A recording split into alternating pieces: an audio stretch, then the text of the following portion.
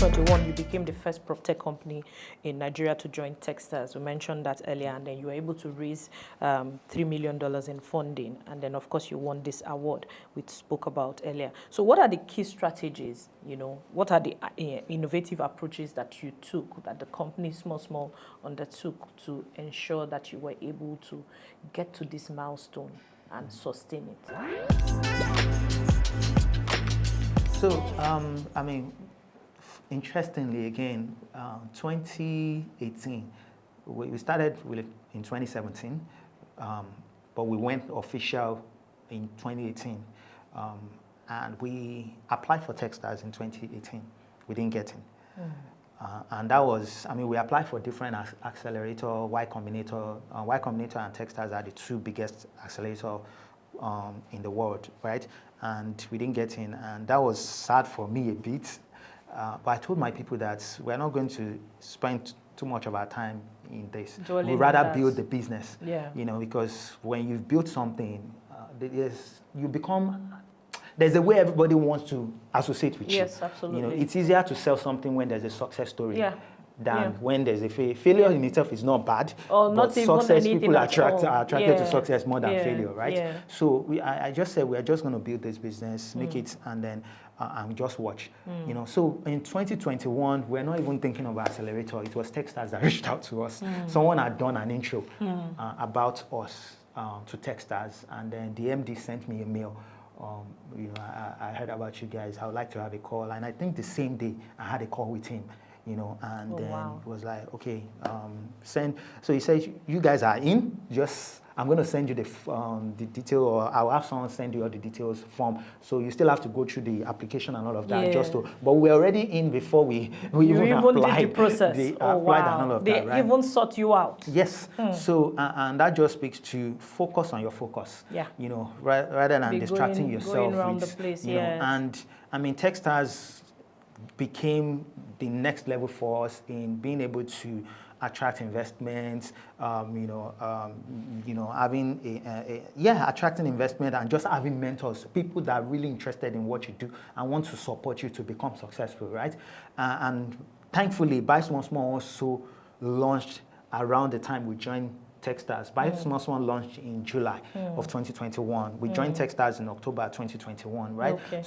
And we raised... Also, there wasn't so much gap between the two products. Yes, 2017 of Rent Small, and then 2021. So there was about 3 years already or so between the two of them. So, but when we started talking to investors, and they saw like the potential of Rent Small, they saw the social angle of Rent Small, the impact of being able to, and they were able to match that with the potential of Buy Small, because Buy Small does high volume. Rent Small, it's a scale, it needs high volume numbers of customers because our commission is really small. But Rent Small on the other side is sales, property sales, the volume, the numbers are bigger and all of that. So they could marry the two and say, okay, if these guys could really scale these two and do what they are doing already, then they could really go all the way, right? And that was why we're able to, raising fund is not easy. That period I was talking to, I think I spoke, during the raise, I spoke to probably 100 investors. And sometimes in a day I'm having back-to-back investor call, back-to-back, right? But we got more yeses than no's. A lot of the investors, it was more of like the impact we were having, right? But beyond the fundraising, I think one of the things that fundraising unlocked for us or allowed us to was to be able to immediately, put that money into growing the business, Buy Small. We had done 34 units at that point. We have sold 34 units. And then this money, we immediately pumped it into Buy Small. And we were able to acquire a lot of properties, which, a lot of them under development, a lot of them already built, about 200 units all together. And now we're at a place whereby we've tested different models. We understand the market better. We understand the challenges in the market, mortgage challenges and all of that, which I believe we're still going to get into. But now it's really about how can we now take everything we've learned, all the models we've tested and all of that, and engage the players in the market, whereby we are now working with developers. We are working with almost every key player in the industry. We're able to work with them through collaboration and be able to make a bigger success story of what we've achieved. Okay. It's interesting that we've talked about, raising funds and how this has, helped propagate your business. Talking about developers and even the buyers, interest rates is a huge concern, because we don't have money readily available to us, and they are not even where you have, it is not one figure, right? And some of them you have to go exhume your grandmother to be able to get this, funding. And so from both the developer's perspective and, the buyer's perspective, the most recent increase in interest rates, how does it affect the market dynamics, and how does buy small absorb? Nigeria is a peculiar country, and one of the things I say is that if you really want to know if someone has integrity, let them come to Nigeria. I agree with you. let them come to Nigeria, because the challenges that we face here, they are not challenges that you face in other parts of the world. Yes, and it makes integrity. I mean, integrity is integrity. We can't question it. It's just easier to be a person of integrity in other clime than in Nigeria. So that's why I always say that if you really want to know if someone is a person of integrity, put them in Nigeria and let them be a business person in Nigeria, and you really know what it is. And I understand developer better. Before I used to be like, why are properties this price? Why are we selling properties for this price? Lekki Phase 1, when I moved back then, when I started seeing one bedroom and so like 2016, 2017, they feel one bedroom, they were going for like 15 million, 20 million. I was like, why are they selling one bedroom for 15, 20 million, right? But since I entered the space myself, I mean, we are not a developer. We don't develop any of our units. We work with developers. So we acquire projects from developers, right? And then now we partner with developers by engaging them with our model and all of that. But at least because I'm hands-on in the whole You're process, immersed in the system now. In the system. So I understand the challenges. And that's why we even have a program for developers right now in order to help them scale through EDAP, right? And one of the things you see is that when you're a developer that you've taken loan, to start off your project, or you've taken money from soft loans from from whether families or all of that, or you've even done off plan, you've off takers, right? Yes, and absolutely. Then you have a country where there's no stability. It's dwindling. Everything is going up, right? It becomes a big problem on you as a developer. It's easier for you to want to get into something and say, this is my cost, this is what I'm starting with, this is what I'm going to end with, and it's constant. You can manage yourself, plan yourself. But where you are in a space where you can't do all of that, you don't know what the rate is going to be tomorrow, it becomes a real problem for you. And that's what most developers are facing right now. So when you see developers that are really delivering, and I think you guys, you have a reputation for delivery. So VCH. So I think those kind of developers should not be taken lightly, right? But I think it's really how now looking at the market holistically and say, what's the way forward? How do we really, people still want to own homes. Yes. Developers still need to finish projects. Yes. There needs to be funding. Yes, because absolutely. Real estate is supposed to be one of our top 3 GDP contributor. Absolutely. As it is everywhere in the world. Yes, and we have the population. Yes, we do. We might not have the purchasing power as much. Population. Yes, we have the growing population. And there's still a lot of opportunities in Africa. Oh, And absolutely. in Nigeria especially. Absolutely. So when you have a country that has a young population, a growing population. People are moving. There's urban-rural migration. Yeah, migration and all of that. And your real estate is not contributing to considerably. Considerably to your GDP, then there's a problem. Yeah. And also government needs to pay attention to that. And I would look at the different players now in the real estate, right? So you have the government. Okay. What needs to happen with government is policies, really. Just really paying attention. We're going to touch a little bit on policy and regulation. Sure. So, okay, maybe I should leave government out so that when we get to but let's talk about the other players, right? Yeah. The mortgage banks, right? Okay. Mortgage banks in Nigeria, one of the challenge with them is that their funding, source of funding. They also most of them get funding that are not patient enough. Again, because short term, because again, the Nigerian factor doesn't I told really you we're not them. a very disciplined nation. Yeah, so, but they are also caught up in the rat race of like, I need to make sure that this money, it's because of the indiscipline. I flip it quickly. So you see where you don't want your money to get stuck because people don't have discipline. Exactly. They will spend your money and not give you back. So instead of them providing the core of the business, which is providing mortgage, they are not like banks. They are doing commercial bank activities, right? Providing loan to other type of businesses that will give them their return back within 1 year. And that's why you see, and I have relationship with some of the mortgage bank MDs. I know some of them. I've been to their office, and one of them has even said to me in a very I mean, I have respect for them because if you are running business in Nigeria, it's not easy. So I'm more patient, I'm more understanding these days, but at the same time, it doesn't mean we can't do things right. It doesn't mean that we can't figure things out and work things out. And I think I'm more interested in how we figure it out.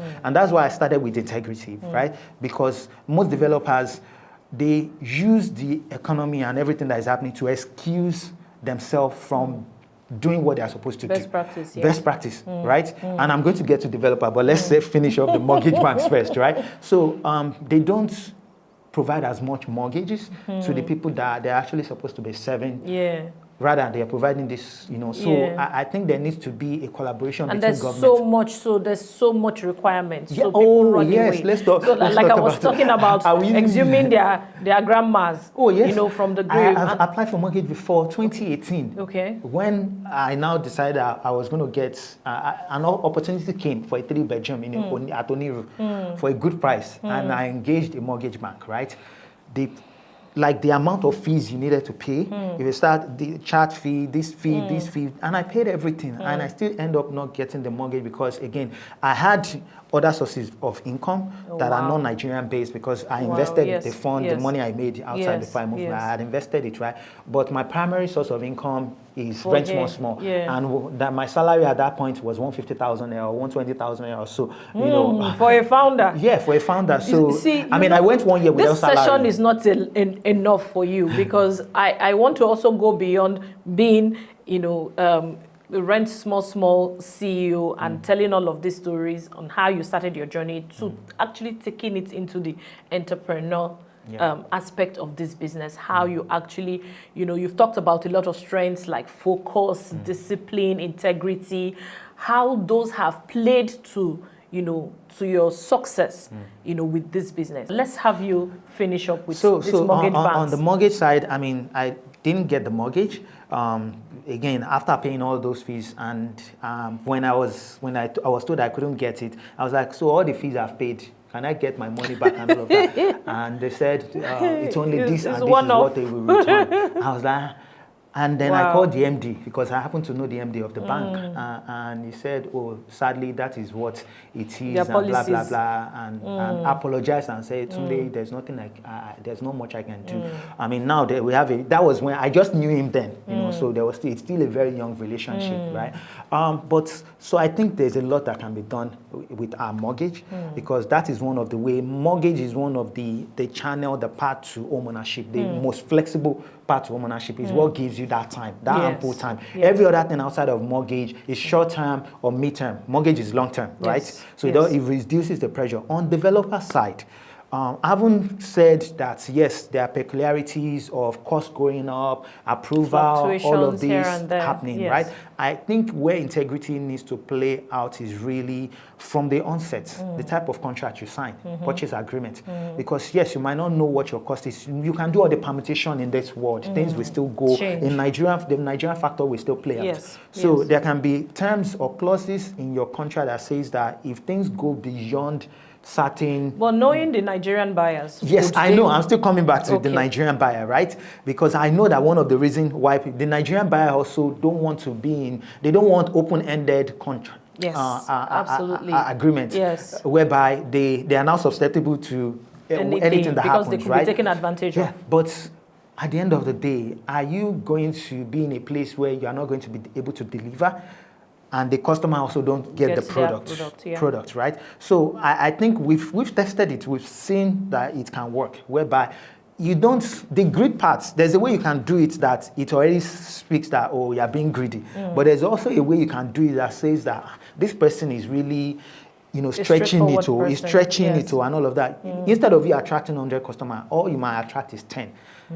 By the end of the day, 80-20 rule. Yeah, exactly. The 20 people who would take this business and put in what you need them to put in. Yeah, exactly. And you give them the best value for it. I think that is important. What integrity means is that even if you have not done that, one of the ways to manage integrity right now is to to come back to the table and say, oh, this is the reality of things. We have to renegotiate. Updates, yes, renegotiate, right? For us, we have foreign contractors who work with us, and as things change, they come back to easily. Paid, we've agreed on, okay, you're delivering this project with this X amount of money. And as cement is flying, iron rod is flying up, they are coming back immediately to say, sir, my developers have come back to me. The people that are developing our project, they've come back to we can't deliver. We can't deliver. Again. So we sit down, we discuss, we argue, and we come to a point that you have to complete this project, and we have to, somehow support to make sure that you are able to do that. And so whatever the difference is, we meet somewhere at the middle. And so I think a lot of developers with integrity, already practice this. Yeah. So I think the message is for those that don't practice integrity, because at the end of the day, we have a market we need to protect. Yeah. I think that's what it is. And that's what takes us. Right? That's what takes us to the regulatory part of investor confidence is very important. Whereby people that are looking to buy, I can't tell you how many people I'm speaking with that are diaspora that they have cold feet about buying properties in Nigeria. Absolutely. And when you look at some of the reason why they have cold feet is because of bad trust. Experience, distrust, and all of those things, right? So we need to be a voice also in educating some of these people that want to do it right, but they don't know how to do it right. And that's why I'm saying, like, renegotiation, there's a pathway to renegotiation. It's supposed to come to the table. And if the buyer is not, instead of you leaving everything and not knowing how to abandon it and run away, and which is if what you come we back to the table and you negotiate and they are saying no to it, then let there be other option. And the other option could be like, do you want your money back? I know that is hard to do, but you're in a better position. So you can still negotiate that. You can say, oh, I am going to pay you over this period. Yes. I am speaking to my bankers to get more money to finance this. At least maybe when I am done, I can pay my financiers. I can pay you and pay back my So at least you would have gotten new buyers to take a new price. Yes. I mean, you cannot just do things without carrying whoever along. Integrity is very key when it comes to real estate. I was still having this conversation last night. Someone bought from a real estate company about 3 years ago, and her money is stuck. The developers are hiding from her. They are playing hide and seek. There are so many of them. They are playing hide and seek. They've stopped using all their old numbers. They have new numbers. They've gone off. When they come, their lifetime is like 2 to 3 years. They are making noise all over the place. They blow up with PR and everything, and people are attracted. And they give so many crazy offers that even they haven't done the numbers for. And that's one of the things that affects them, because they do not do the numbers. Now, even where you do the numbers, there are these eventualities we're talking about. And then going back to sit down to redo the numbers, they don't do. They just take off. And we are telling them now, you don't need to. Come back to table to renegotiate. That just takes us into the regulatory issues. A key player in the industry, and I am very sure you identify with a couple of the regulatory issues that we have in existence, and especially, playing towards where you focus on, your niche. What are these regulatory issues, and how can we mitigate them or get government to ensure that where the policies have been made, they are actually enforced? Because most of them, the policies are already in existence, but the problem is in the enforcement. So how can we ensure that government hears our voices, especially for those ones that affect us, those ones that they even make that have to do with government and the developers, or the investors, and ensuring that somehow these policies are abided to. Okay. So I'll take it from both the rental market and then the sales market. And just before you say that, there was a video that went around with a young lady and an older man, and this video had the man saying that he cannot rent his house to a single lady, and then I think single, and then single mothers, single ladies, and it was a huge buzz at that time, and I know that that shouldn't be, but there are reasons why some of these things happen. So I had the opportunity to meet the lady, and I told her, I said, don't look at stuff from one perspective. Forget some of those cultural belief and myth that the guy was probably sharing, but there are real issues when it comes to renting to certain people. I want you to dive into that a little bit. So, I mean, for us at Small, interestingly, when we were starting, one of the things we said was we identified some of these things that are happening in the market, which is not wanting to rent to single people, tribal, not wanting to rent to certain tribe. And from day one, we said, all of that out of the window. Good. We will never accept a property from a landlord that is telling us that, I don't want to rent this, Igbo or Hausa or Yoruba. We will never accept that property. Until date, we've never worked with any landlord that gave us such. But have you had them? Oh, yes. What were their reasons? Past experiences usually, because of they've rented to people from that particular tribe or rented to a single lady and with that. But it's not justifiable in any way, because you can't use one experience and a country of how many put people everybody and everybody in the same box, right?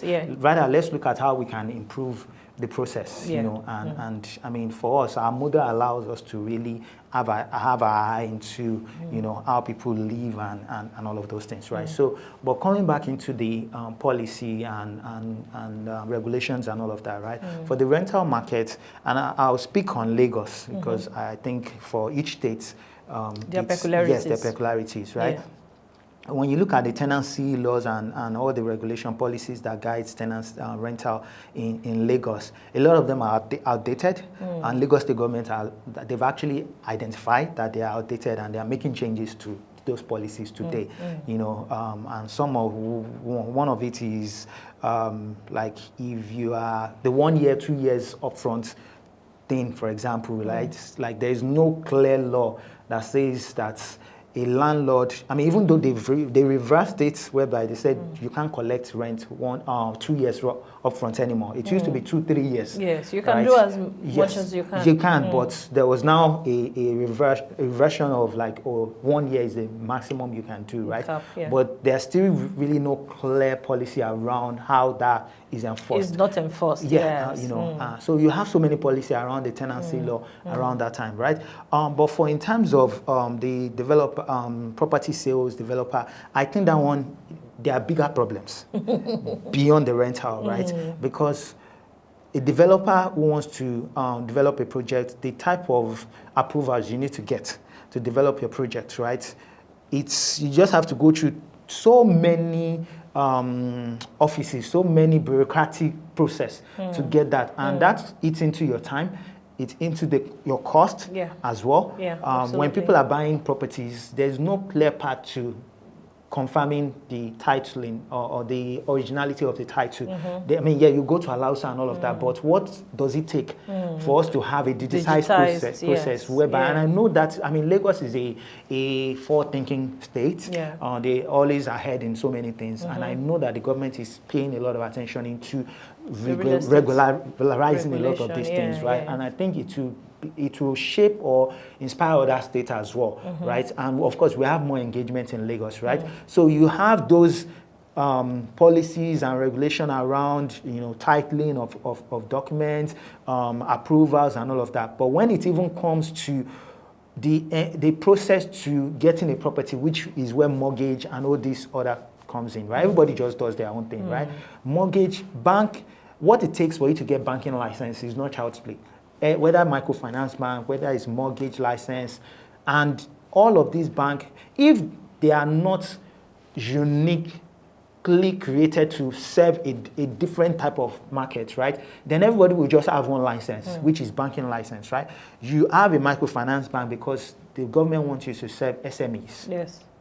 You have a mortgage license because the government wants you to serve and provide mortgages to people. Yeah. You have a commercial license because you can collect deposits, you can provide loans, you can trade and all of that, right? Yeah. But when you look at the regulation around the mortgage bank, it doesn't even allow, I mean, the mortgage bank, they can do as they like, their source of funding. But what I really think needs to happen is whereby government is really, policies are in place to power the mortgage banks.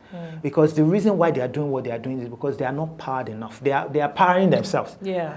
And mortgage, housing being a basic human need, it takes government to power mortgage. Yes. Commercial banks can power themselves because they take deposit. You can't leave mortgage banks to power themselves. Yeah. We have the pension, this old pension, they are improvements. We have the new pension scheme that says people can use their pension to now unlock mortgage. Yes. But even with that, how many people know about that? And what is the size of that for people to unlock it, which is some of the challenges, right? There needs to be other funds that are government-driven funds that is channeled towards powering mortgage banks so that they have that patient fund they need to actually provide those mortgages, and then government need to actually now sit with them and enforce and ensure so that you don't get this funding from government and then you start using it to do other things. Because we have, I mean, the greed factor in Nigeria also is a major challenge, right? Indiscipline. Yeah, everything boils down to discipline, like you said, right? Whereby you use one thing that is supposed to be for something. You rub it out to people. You rub it and it's all about how much can I get. Yes. So I think policies need to come in play and regulation needs to come in play in how we provide patient fund for mortgage banks to be able to provide mortgages for people. I mean, for us, our space right now, we are providing alternative mortgages. One doesn't stop the other. It's really all about which one you want, right?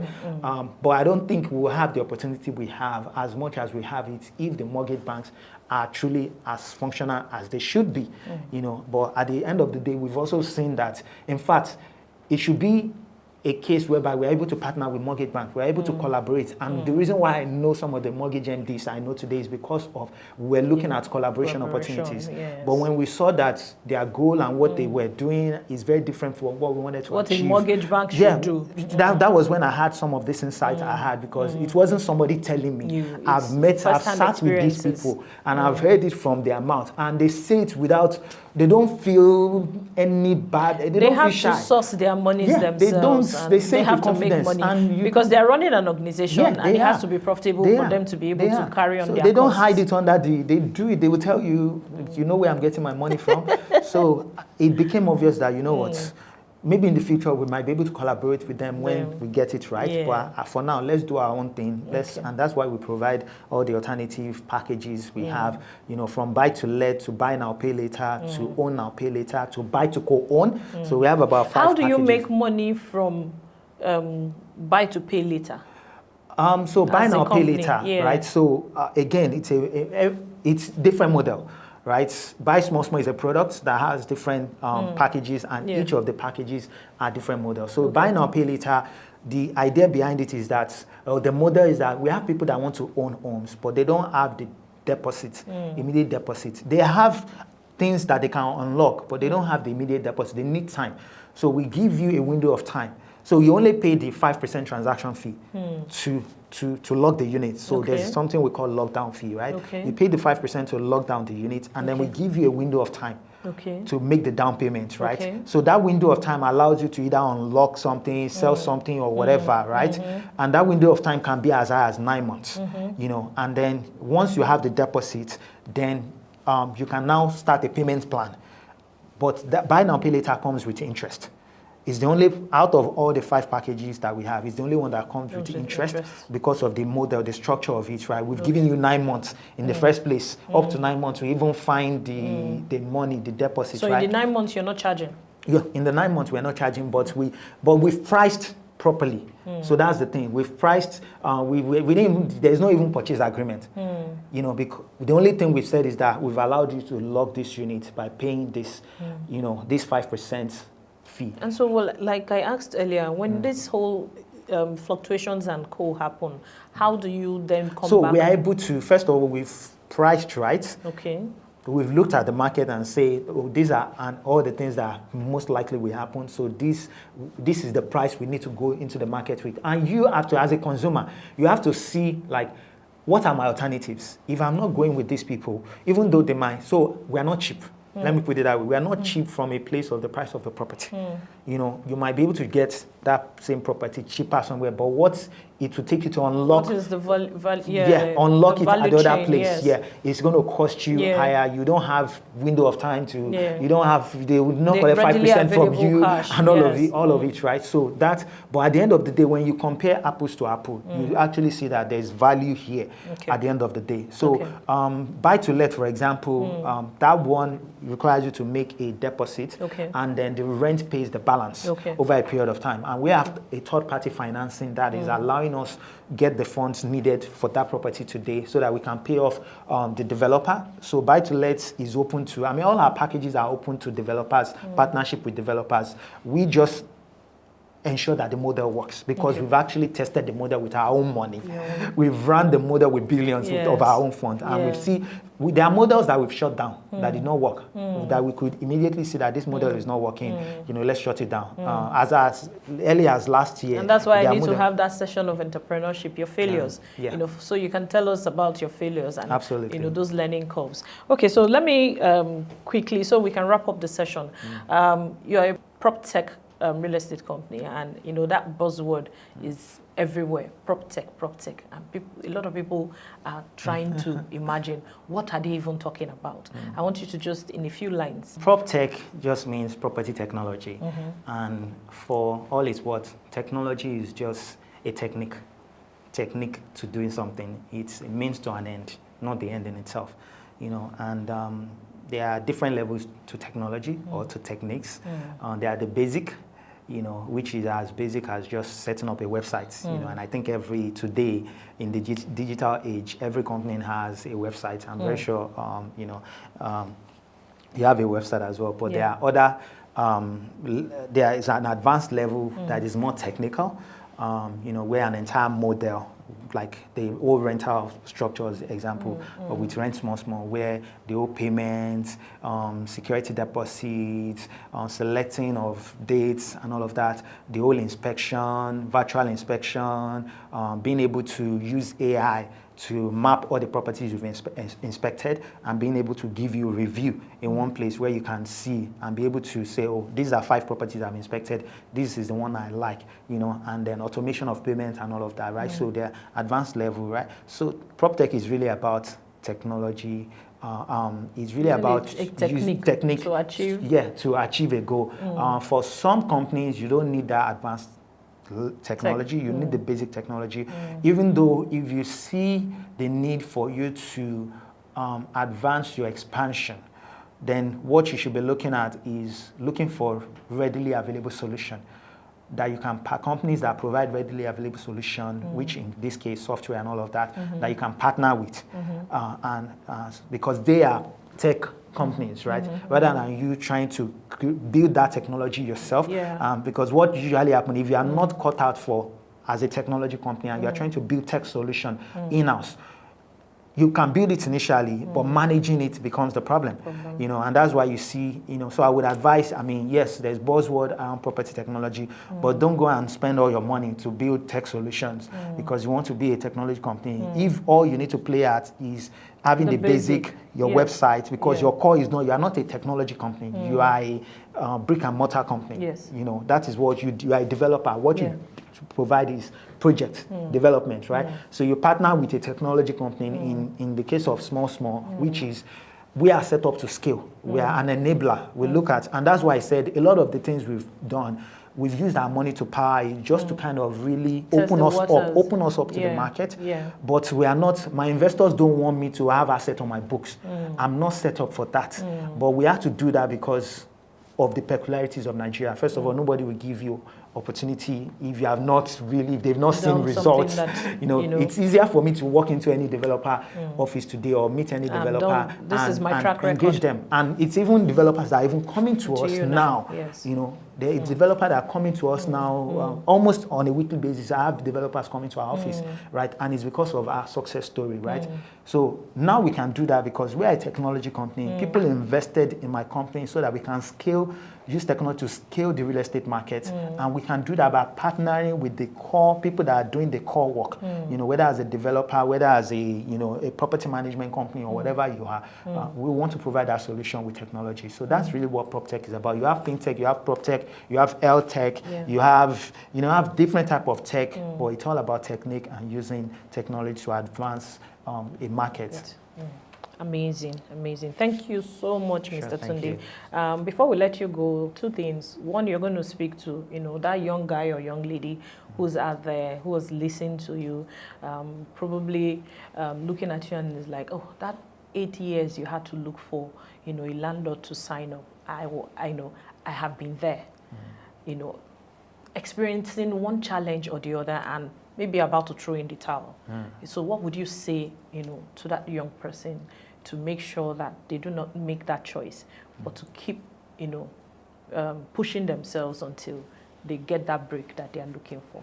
Okay, I think it all starts with really exploring, because sometimes you don't know where the breakthrough will come from. You don't know where, if I had so locked myself in Swapta and say, oh, because Swapta was my baby and I'd invested resources in it, and I'm like, oh, I'm so locked in Swapta that I didn't open up to that property that I was asked to manage, right? It didn't come as, 20 properties, manage 20 properties. It was only just one property.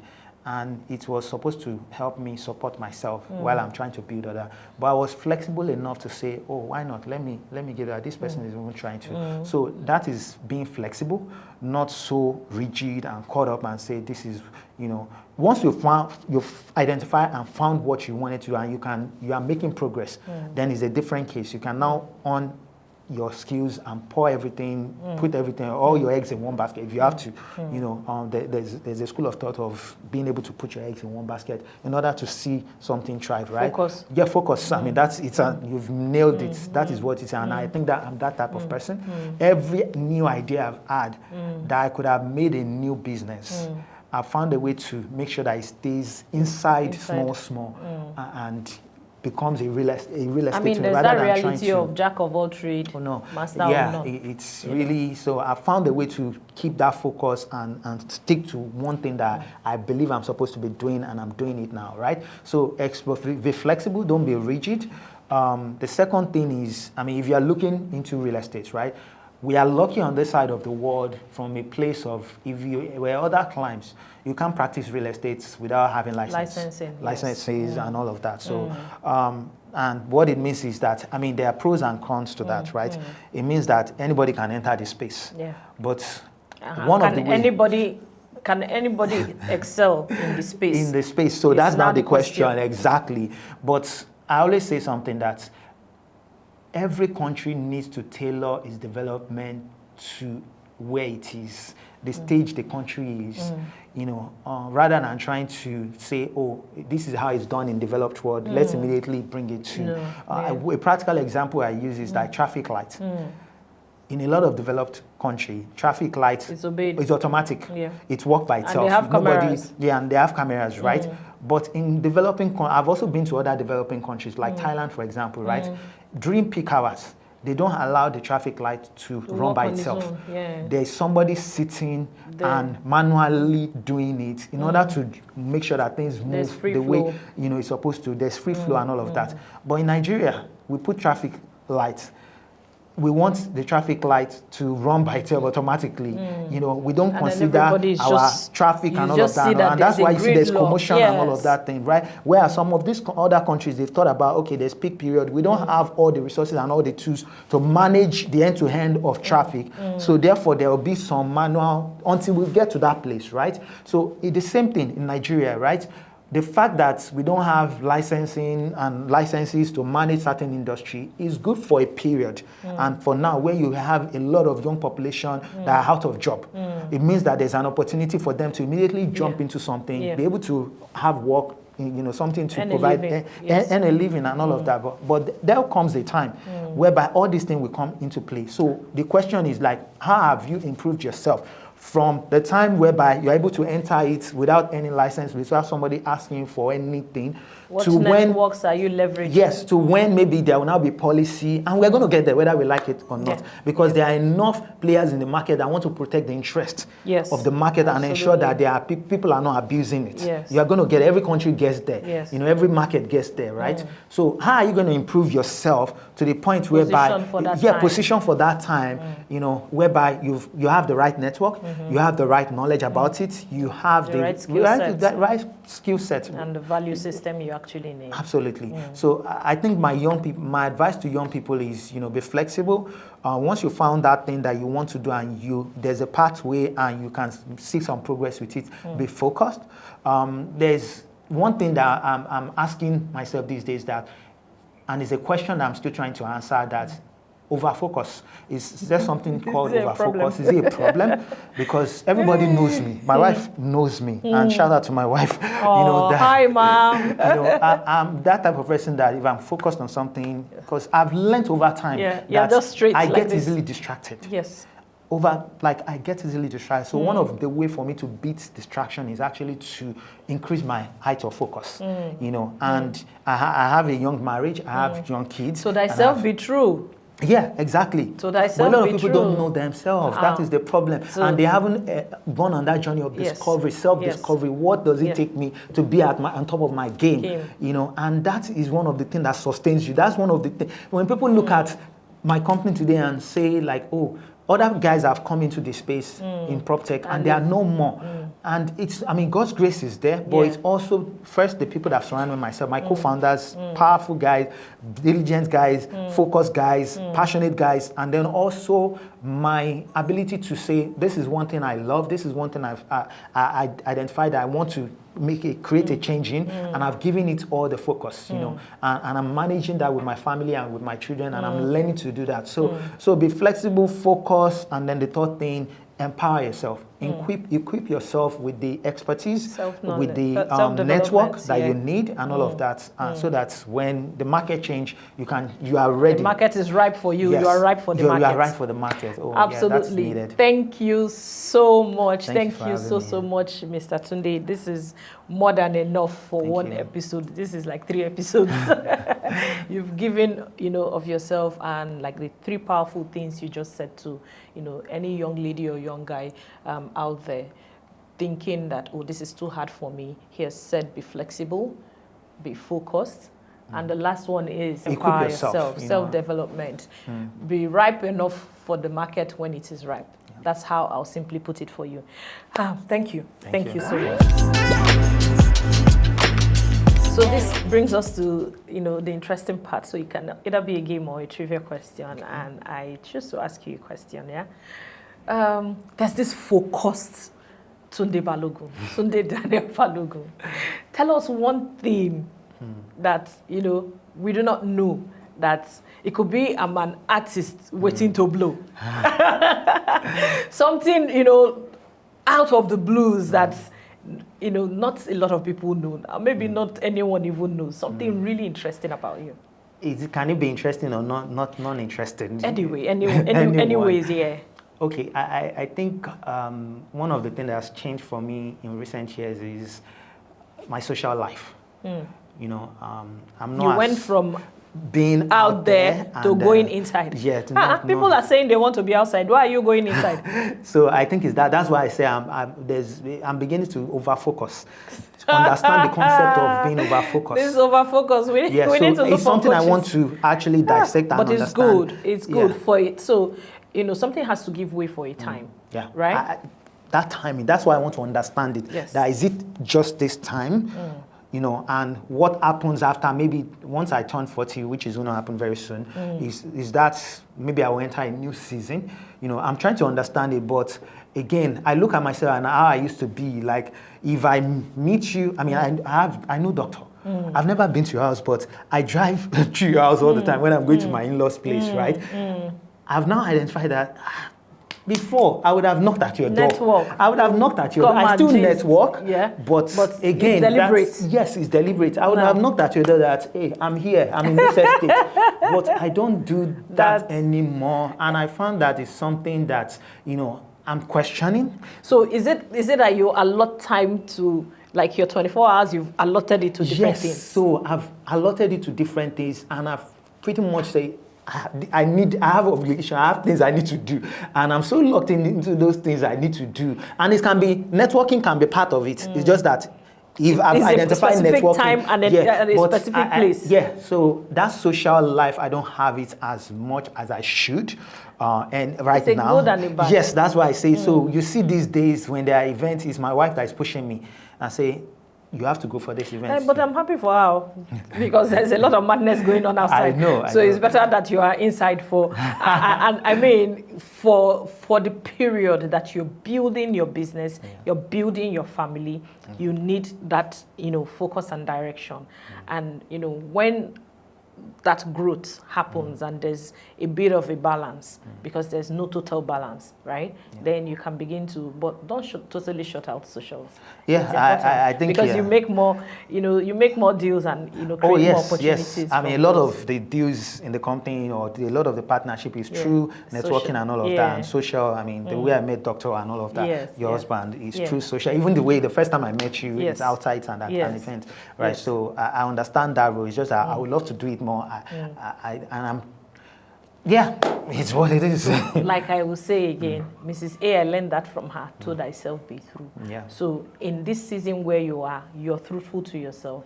You work on, you know, making sure that it is not a permanent, that, you know, you're able to create that balance for yourself, for your work life, for your family life, and all in between. Thank you so much. You know, I've had a really, really amazing time. Thank you for God bless you. And for you who is viewing back there, don't forget to share. Don't forget to like. Leave your comments, questions where, you know, you have any. And I can, you know, muscle this guy back here to come and answer them if I can't answer you. And then, of course, don't forget to subscribe. Thank you for joining us on today's episode of Maths. See you again soon.